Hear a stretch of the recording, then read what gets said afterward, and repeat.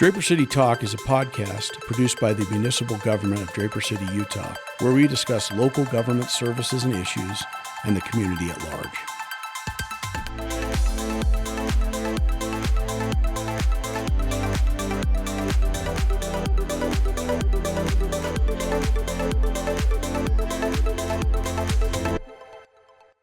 All right, Draper City, this is Mayor Troy Walker. Welcome back to our Draper Talk podcast.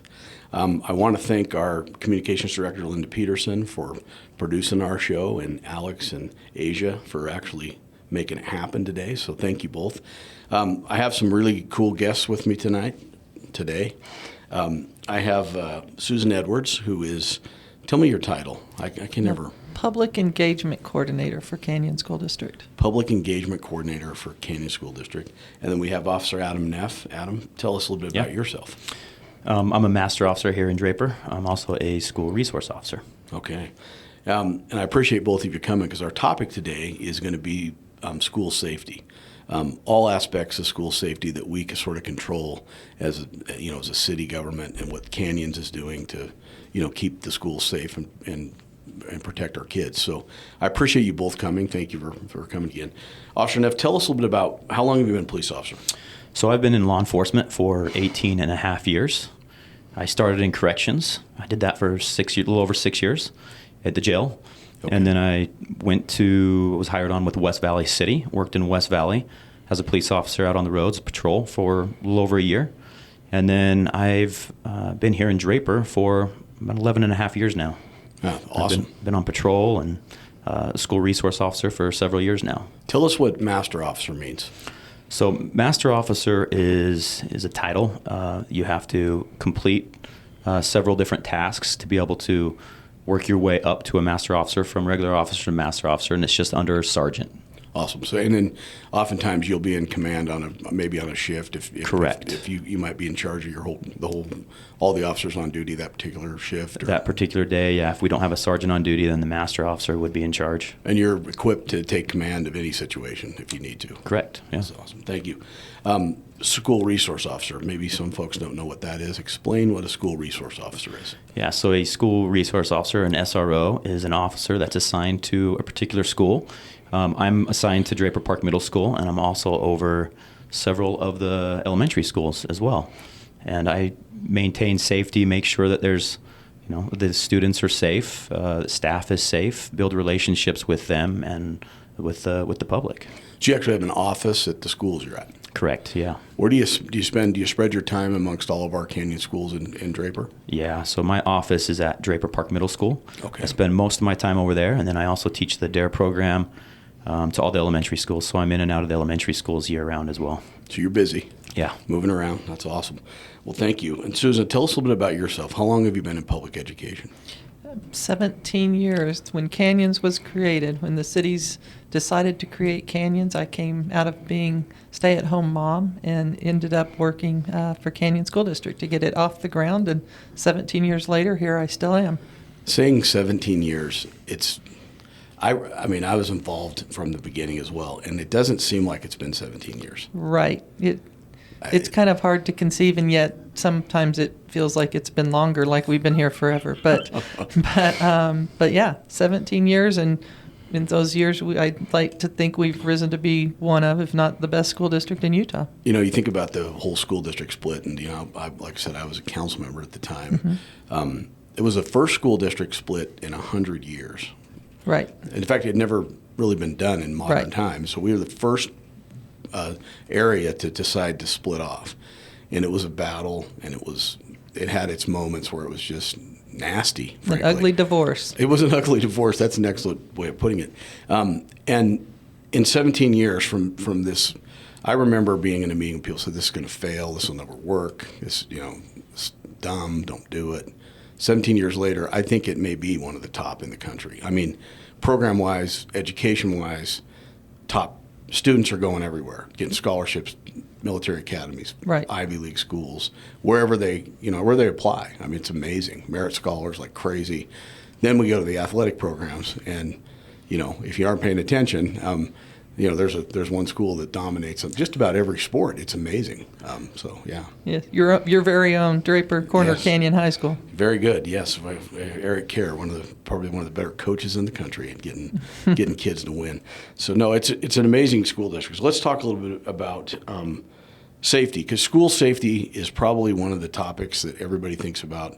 Obviously, in the country, we've had entirely too many shootings across the board, but way too many. There should never be any, but too many. I don't think too many is even right. We've had school shootings that should never have happened all over the country. Luckily, in Utah, we haven't really had one like a lot of states have had. But it seems to me, let's just talk about that security part first, and we can talk about some of the other stuff, because I know that's what's on everybody's mind.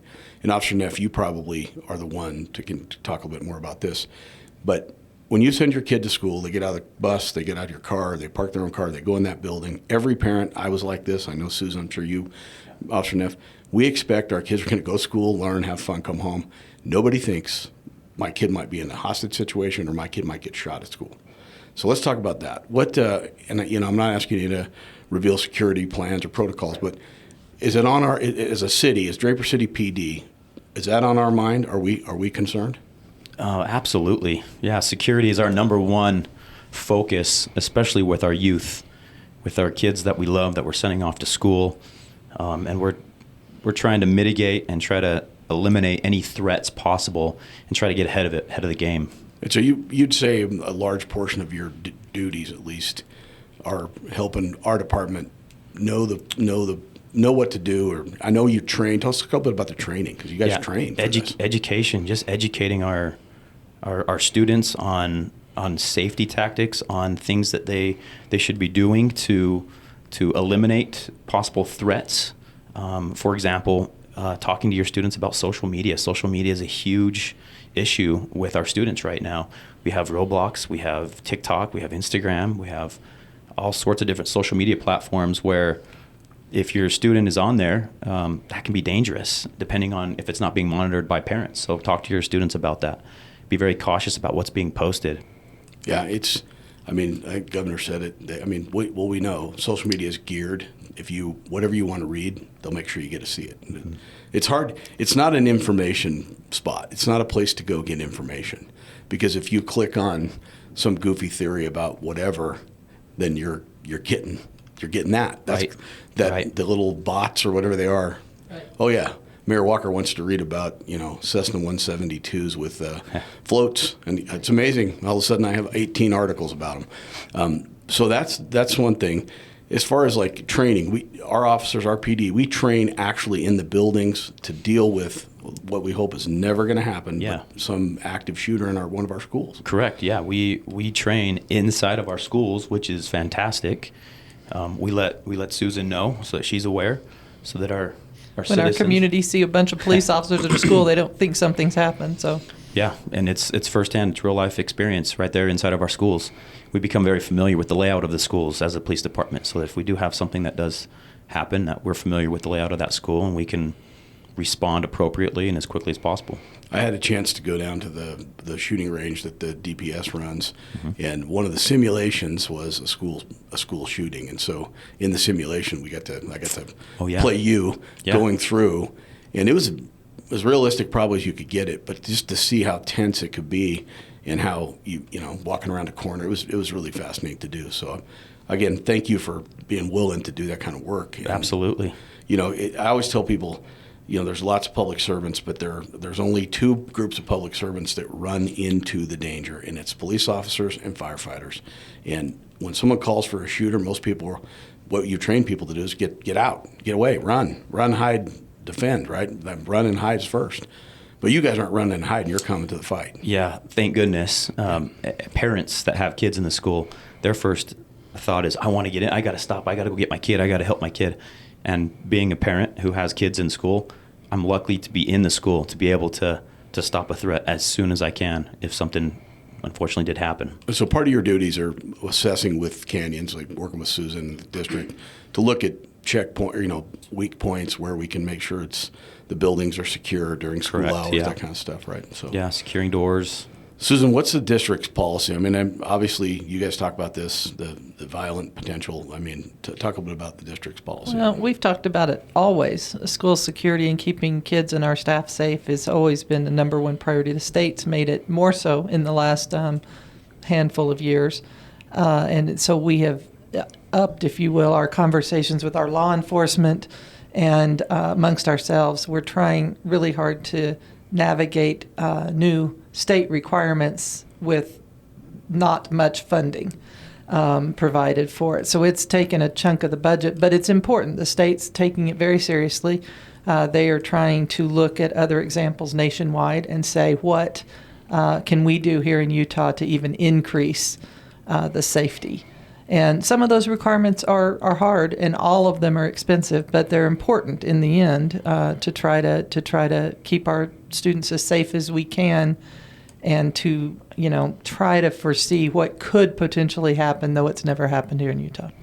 A lot of times I'll tease the legislature. We all of us local officials sometimes do, but I do have to say I applaud the state legislature and the governor for taking this seriously enough to create a whole department. Now there's a person in charge of trying to figure out maybe less expensive ways, but ways to provide more protection, more security. The Guardian program's controversial in some ways, but at the same time, hey, at least we're looking to the future and looking for ways to protect our kids, which you can't really say anything about that. We're trying to get guardians trained in all of our schools. We've got guardians and the guardians are volunteers.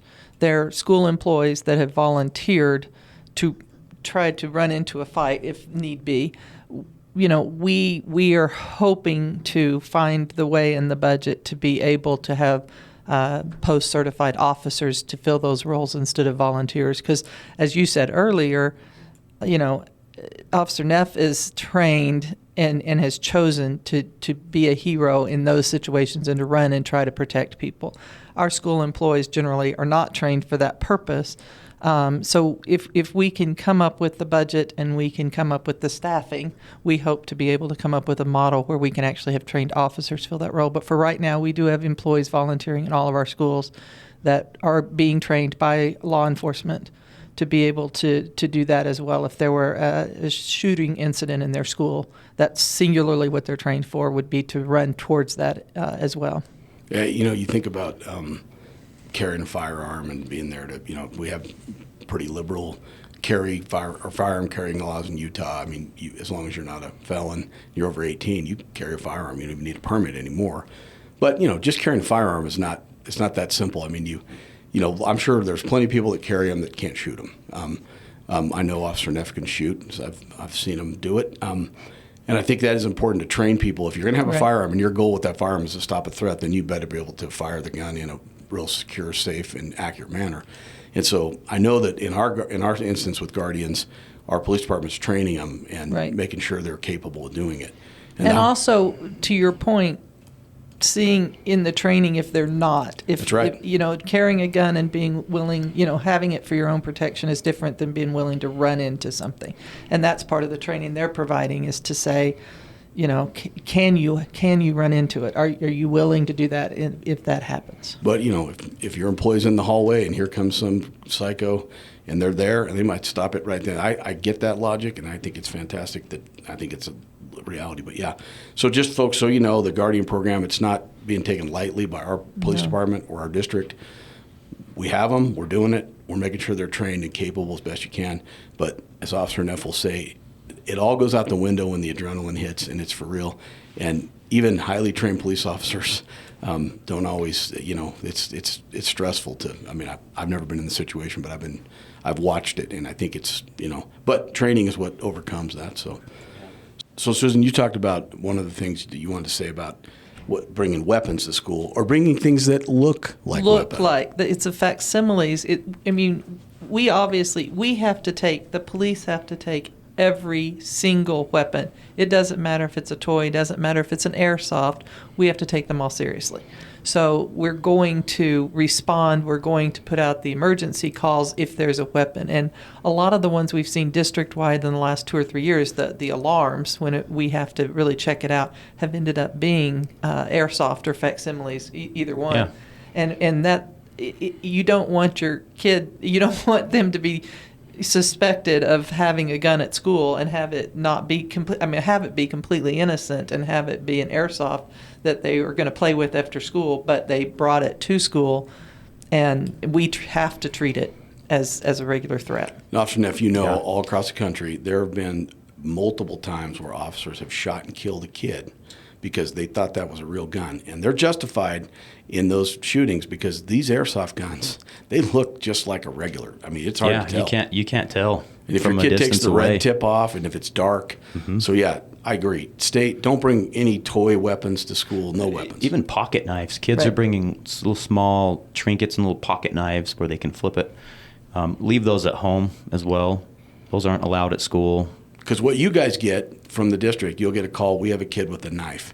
You don't know if it's a 6-inch blade, 8-inch blade, pocket it's a knife. machete or whatever it might be. You have no idea. So, and folks, when officers respond to situations where there's a weapon, they're already heightened up. And sometimes they will have their weapon out. And the last thing you want is a firearm pointed at you for any reason, but specifically if it's something you're not even an innocent thing like a weapon that looks like a real gun or a knife.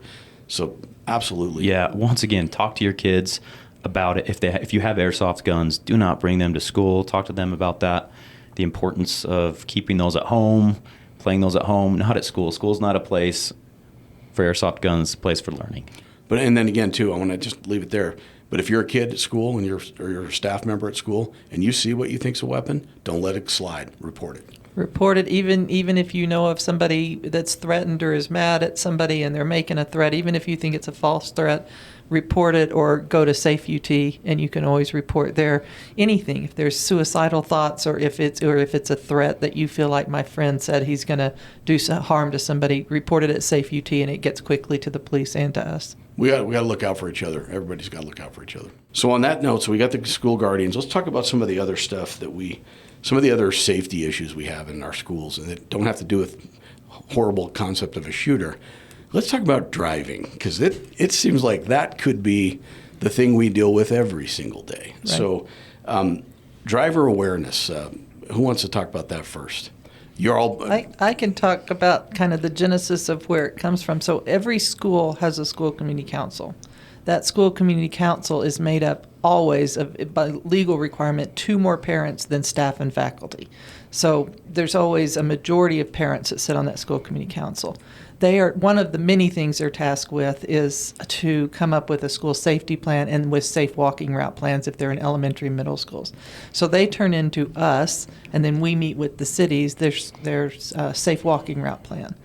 And we found it, and it's trended over the last couple of years.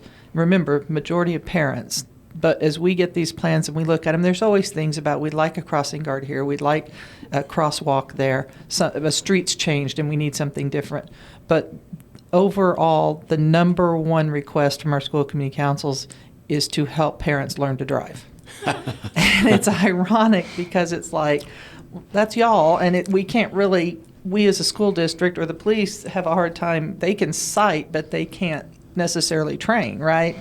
And so us to say to the parents, and this is a conversation I had with our school community councils this year, is you all are telling us that you want help training parents on safety, and we'll do what we can, but you got to help yourselves too. You do.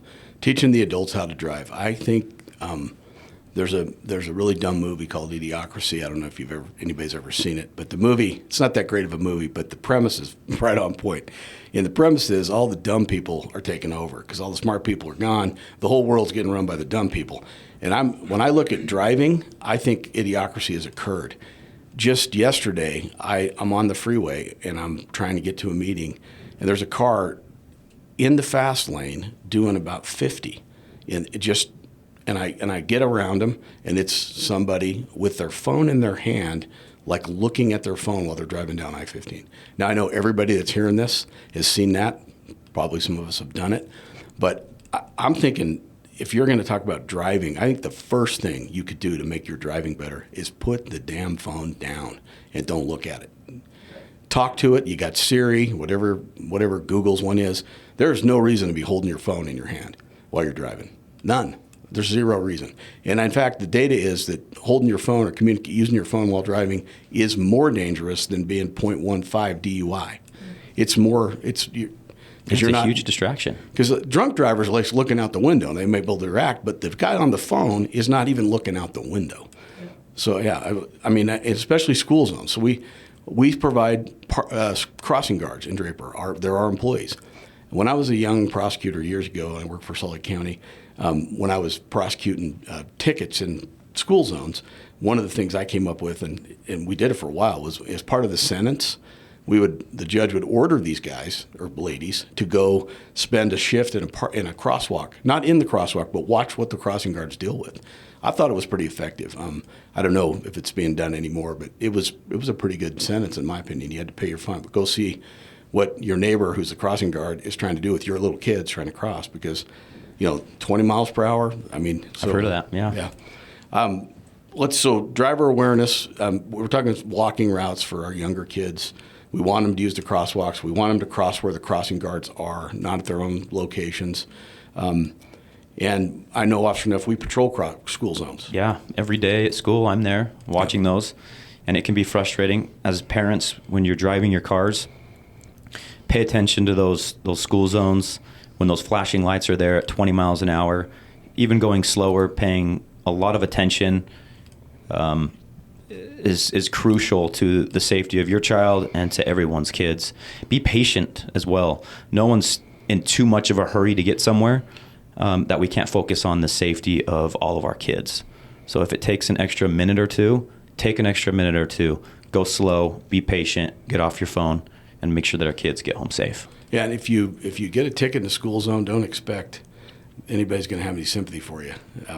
So, I mean, I just, they're just the things that we just don't, as a society, we got to adhere to the school zone safety. Yeah, and let's talk about the other thing, because I saw this happen 2 days ago. Bus pulls up to let kids off. And folks, they all have the red stop sign and they deploy it.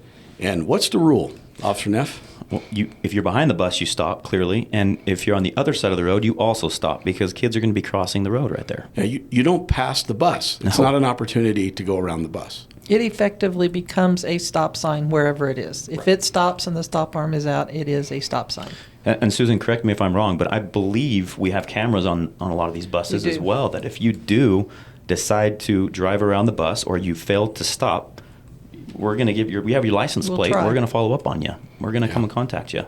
Yeah, that's right. And that's a great point, because, I mean, we got to protect these kids. You can't just loop around the bus, but you see it all the time. People do it. I'm like, wow. One of the first things I remember learning in driver's ed. Let's talk about, so we kind of talked about pedestrian safety. If you're a parent, encourage your kids to stay on the sidewalk. Don't have them walking in the road. We have the sidewalks, the safe walking routes. We've determined those, right? The council, right, and in conjunction with the city, every school's got a safe route, essentially from most every location to get to the school on foot. If they're within a walking boundary of the school, they'll have a safe route to get to the school. But, as you mentioned with driving and cell phones, that's what the officers have told us is walking, is that kids don't know how to walk anymore because they walk with their head buried in their phone. So they get to a crosswalk or they get to a place where, we used to be trained, look left, look right, be very cautious before you set foot out on the street. They're on their phone. They're not looking anywhere. They're just on their phone. And it's causing a lot of issues walking. So one of the things we're trying to talk to our parents about, again, is teach your children to walk. And that means putting your phone down when you're crossing the streets and out walking. If you're a young kid out walking around and you're not paying attention, I mean, it happens. It's not, child abductions. I mean, you got to pay attention, be aware. Pay attention where you're going, what you're doing. When you're outside walking, be walking. Don't be on the phone. There's plenty of time to be on that phone. It doesn't need to be when you're walking to school or crossing the road primarily. Right.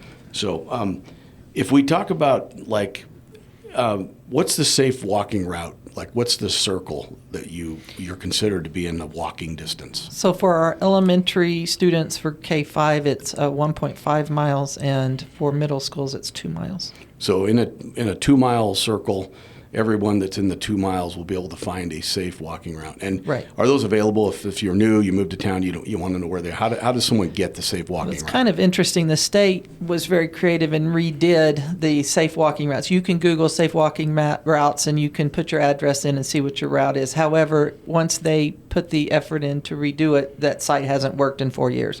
It works hit and miss at times. You might be able to find it, but we are reprogramming it constantly.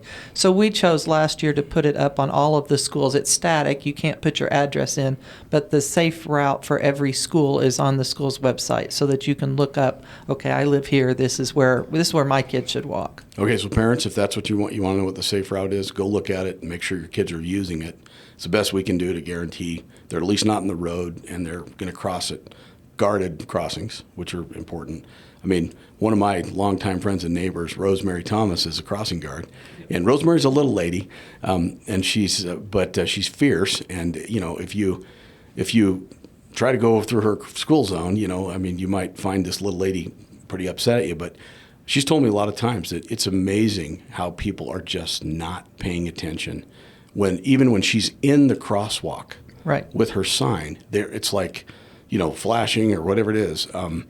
But yeah, and it's, hey, be careful. These ladies that are doing it are our neighbors. They're our citizens. They're trying to protect our kids, and they're your friends and neighbors that are out there doing that job. Make eye contact. That's huge. Yeah. As a driver, make eye contact. As a crossing guard, make eye contact with that driver.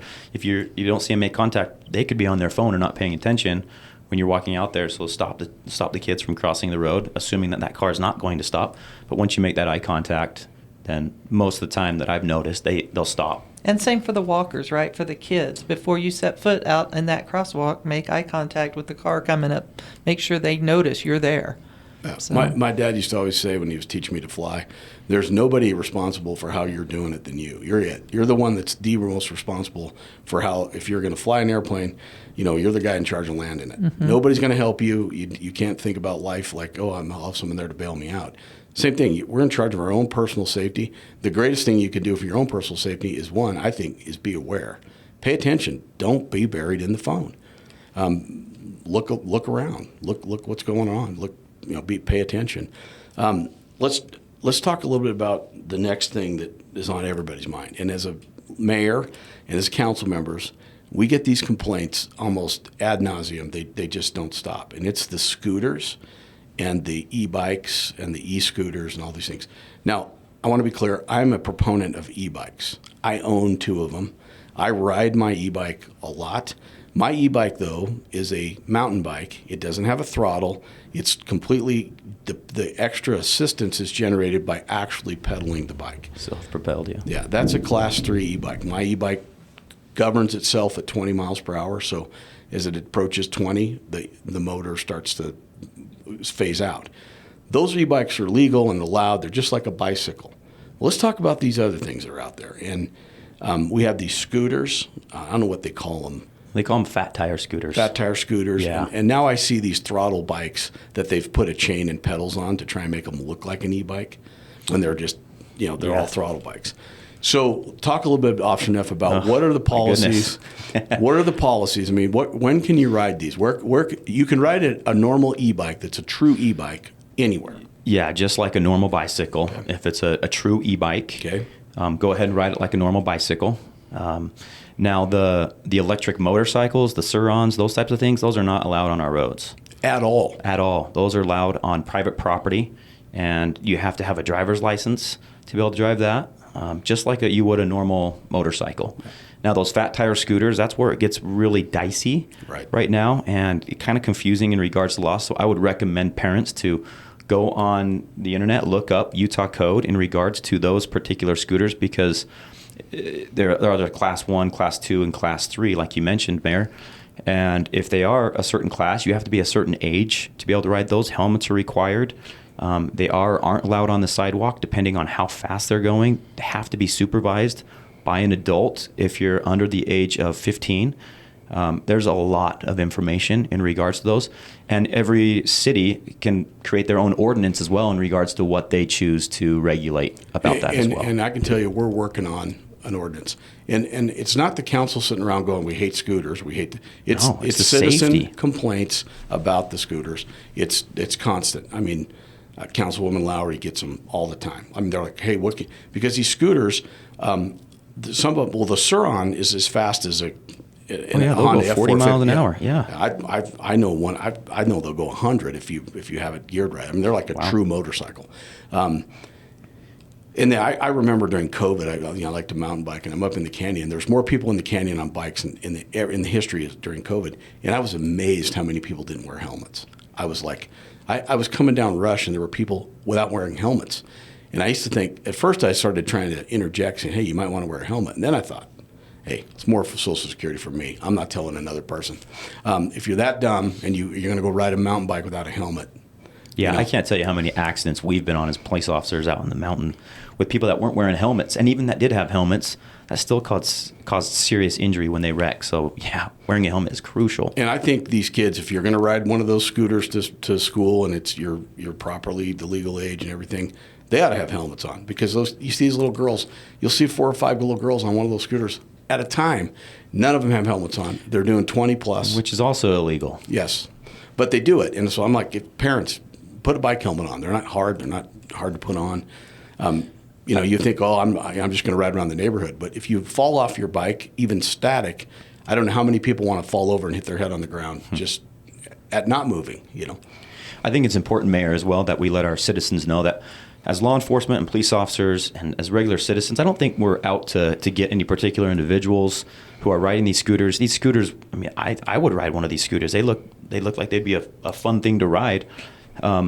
It's the safety of our kids driving these scooters that we're concerned about. We don't want anyone to get injured or killed riding these scooters, and so that's why we're trying to crack down on who's riding these, where they're being ridden at.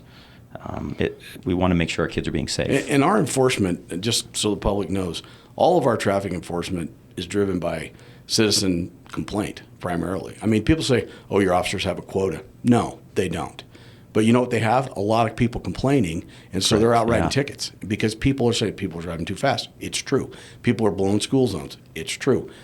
These kids are riding these illegal scooters 80 miles an hour down our street or worse on our sidewalk and on our trails where, our paved trails are beloved. There's every time of day there's people out on them. So let's talk about that a little bit from the police perspective. And then Susan, I want to talk about the schools policy. But if you're going to ride one of these scooters on our trail, the etiquette, it's tell people you're passing on the left. Don't run people over. The trail's for everybody, and you got to have some etiquette. Talk a little bit about that. I know we've seen incidents where people... Yeah, with me, if you're passing on the left, it's let those people in front of you know, hey, I'm passing on the left, I'm passing on the left. Be verbal. You could even, if you have a bell or a horn, let them know you're there. Because when you're on a trail, you're not necessarily paying attention to what is coming up behind you.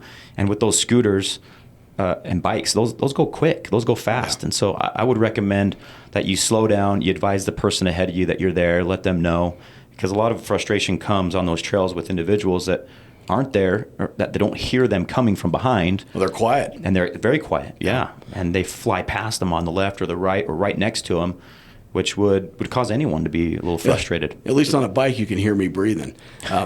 But, and the speed limit on our paved trails, just so everyone knows, is 15 miles per hour. It's 15. So if you're riding one of those fat tire scooters, they'll do 20 plus. It's 15. So kids, slow down.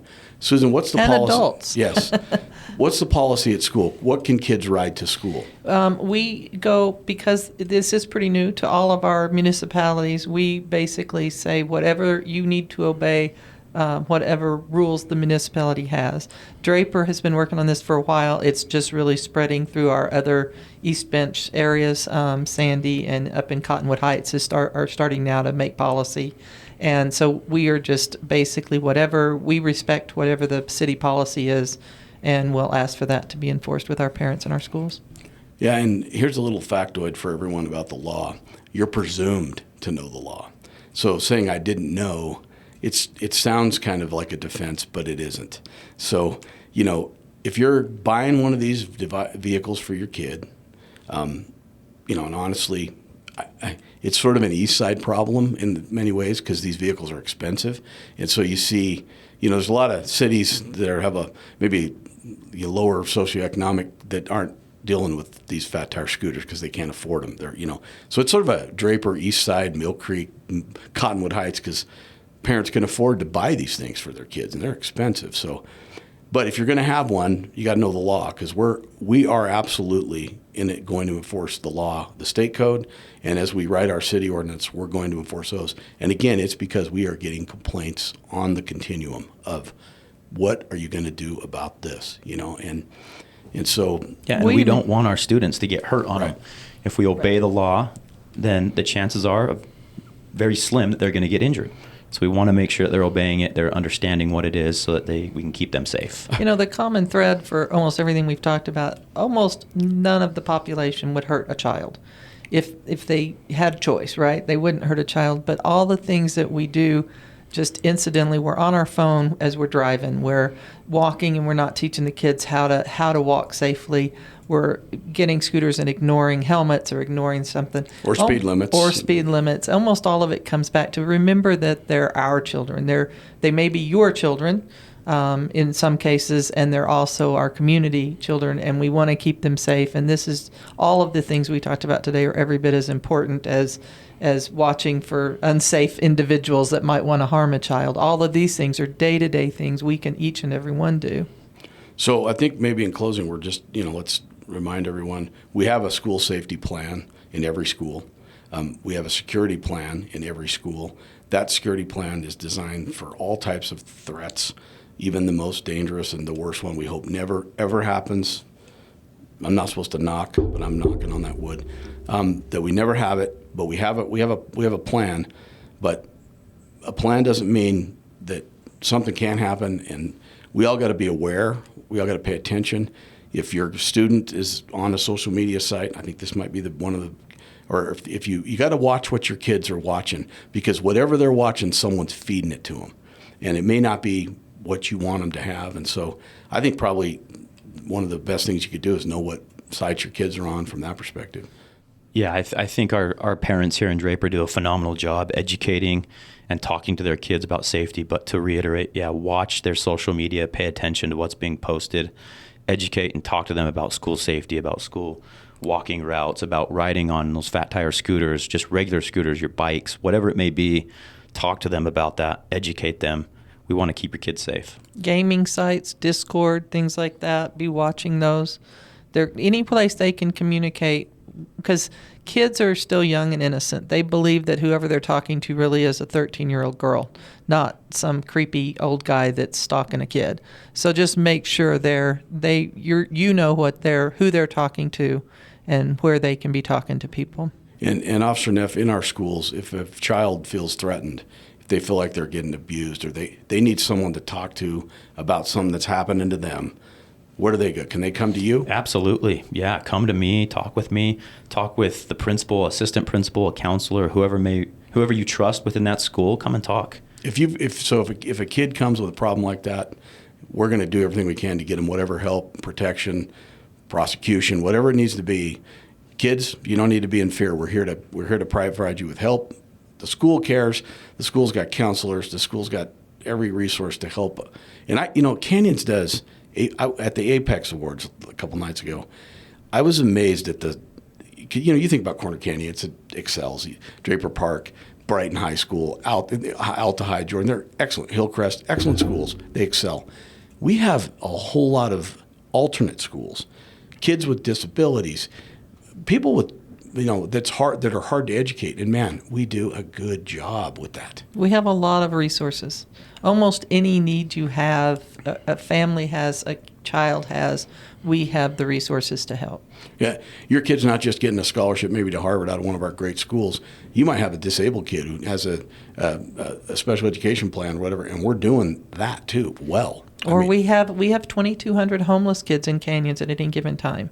Yeah. And people forget about that, including in Draper. Yes. And so we have all the resources for those kids to be able to have food on weekends, or clothes if they need it, or school supplies. Whatever a student is in need of, we will usually find the way to provide. And the number one adult education high school The number one in the state. It's in the state, and it's actually one of the number one programs in the country. Yeah, so we'll take you traditionally. We'll take you if you need extra help. We'll help you if you're in need. And then if you're an adult and you want to get your GED or get your diploma, I guess, Yep. you can get in this program, and it's phenomenal. So, well, you guys, thank you for coming. I know Thanks we've for probably having gone us. a little over, Asia, sorry. But I think school safety should be at all of our minds in every regard, even the simple stuff, walking, driving, crosswalks, buses, all of it we've talked about. Thank you both for all that you do, and we're just lucky to have such a great place to be. And Officer Neff, thank you. And Yeah, no, thanks, Mayor. our police department for being engaged. And it is good that we work together. Absolutely. We have a unique, I think, because the school district was formed out of the local leaders having to Right. be an instigator into the formation. We've always had phenomenal, every mayor in our district. Relationships, support. Yeah. Just it works really well with our police. We just have phenomenal relationships. It's amazing that I can't think of a mayor in our district that isn't as engaged. Right. We're all part of it. We feel like it's all part of our team and family. So Right. again, thank you, ladies and gentlemen. Draper Talk again. Thanks for listening. Thanks, Mayor. I'm always interested to bring in some new topics. Maybe I'd like to, if you have an idea you want to hear something about what we're doing in Draper, you have a question, get on our website, send in, say, hey, we want to hear the mayor talk about this. But again, thank both of you for coming, and that's the end. Thank you. Yeah, have a great day. Thank you. For timely information about Draper City news, events, traffic alerts, and public safety emergencies, you may subscribe to email or text notifications from Draper City by visiting draperutah.gov/notify, or follow us on social media at Draper City Utah on Facebook, at Draper City on Instagram and X, and at Draper City Gov on YouTube. This has been Draper City Talk. Please join us again.